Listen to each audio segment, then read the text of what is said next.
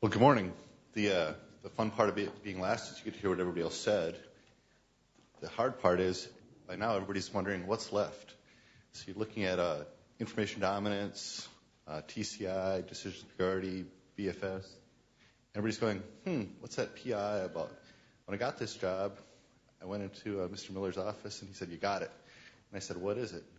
Start talking about it.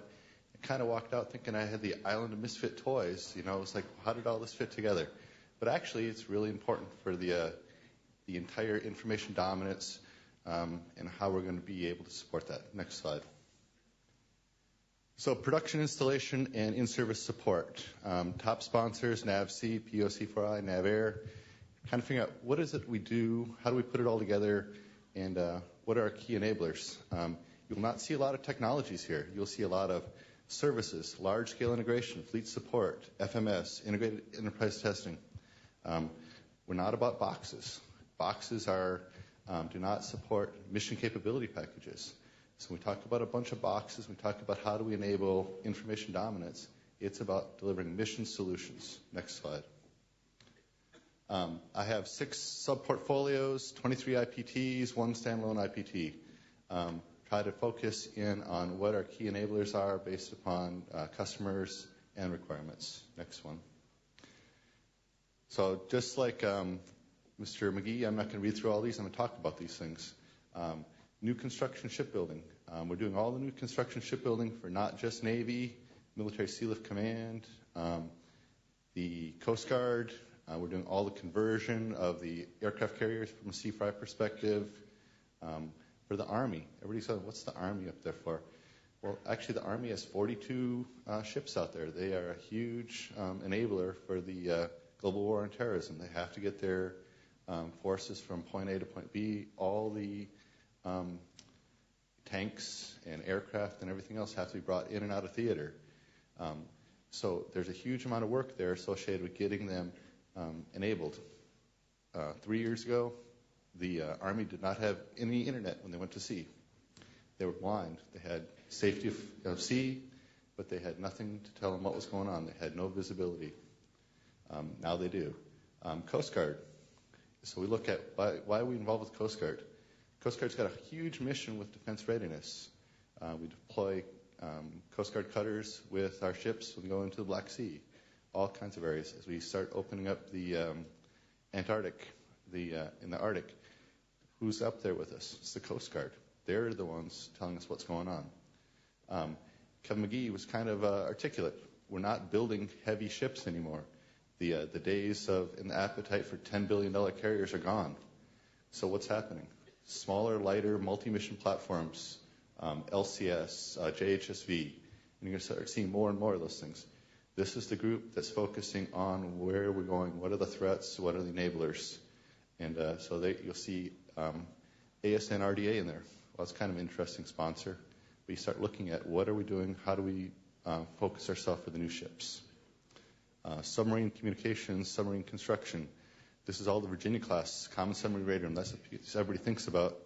But we're talking about NPES, the forward end of the Virginia class submarines, all the combat systems. NC3, this is the stuff on shore. Can't do our national defense without it. So this group is a huge group. They span the C5I organization. So we're not talking C4I, we're talking C5I here. And they depend upon all the technologies from my fellow portfolio managers. Next slide. Foreign military sales. Domestic budget's going down, but you know what? The foreign military sales budget's actually increasing. This is a growth area for me. Look at some of the programs. Saudi Navy Expansion 2. The Saudis are building a brand new Navy, not just ships, air, and command centers. This is a huge effort. Taiwan continues to invest huge amounts of money.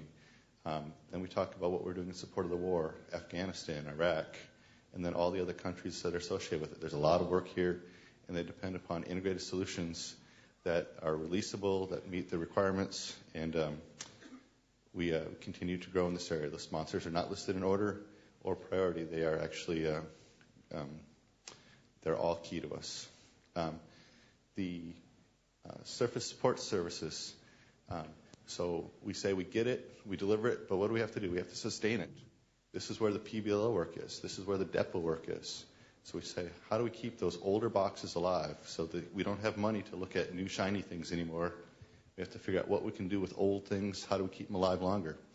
This is that group. This is the group that when there's a CAS rep, when there's a repair action, they're the ones out there. This is the people that I need to have agile, responsive contract support for. So I have to get somebody out there right away to keep the warfighter going. Next one. IMO. Everybody knows what IMO is. This is our installation group. This is a huge effort. A lot of planning here. We have a huge contract associated with this already, the C Enterprise contract, but it doesn't span everything. There's a lot of other activities that go on. We have to have off-ramps. We have to have bridges. We have to have opportunities to do other things for other sponsors. So this, do not kid yourself. There will be installation in this contract. And then platform engineering and certification. So we talk about information dominance, end-to-end solutions. This group here is looking at how do we test it? How do we take all those boxes and prove that we have a missionary solution that supports the various missions that we have to do on all these platforms? This is also where we put some modeling and simulation. So we come up with the requirements. We look at the requirements, but what do we do before we build it? Let's do a little modeling and simulation. Let's do a little bit of some technology before you do the investment. So this is a growth area. This is an area where we're going to start spending more and more money, I think, in the future, because we have to be able to prove our equipment before we get it on the deck plates. Next slide. This is my standalone IPT corporate production. This is kind of the Z-axis in the whole portfolio structure. Corporate production actually serves all of us, and it's how do we rack and stack? How do we do efficient, effective production processes? I have it as a standalone because I do have some unique work here from other customers, and so wanted to make sure that we support it. There's quite a bit of facilities, ISO certified processes. Next slide. And so everybody talks about what we need from boxes and everything else, but you know what? From PII, I need integrated solutions. I need to figure out how to put things together in ways that they were never expected to be before. How do I take old boxes and new boxes and make them provide support for missions that we didn't think about before? How do we continue to look at CAS reps? How do we find tech assist? How do we find a way to get in front of those problems? So we have boxes out there. What do we do to make sure that we can minimize that downtime? How do we increase it? FMS. A lot of times we have a domestic product that we can use, but we can't use it on foreign military sales. So we have to look at what do we do? How do we put it together in a unique way that supports a foreign government? And then direct support for logistics systems. That continues to be a growth area. It continues to be one of those enablers. And so that's all I got. And I think now we can get on to some of the questions.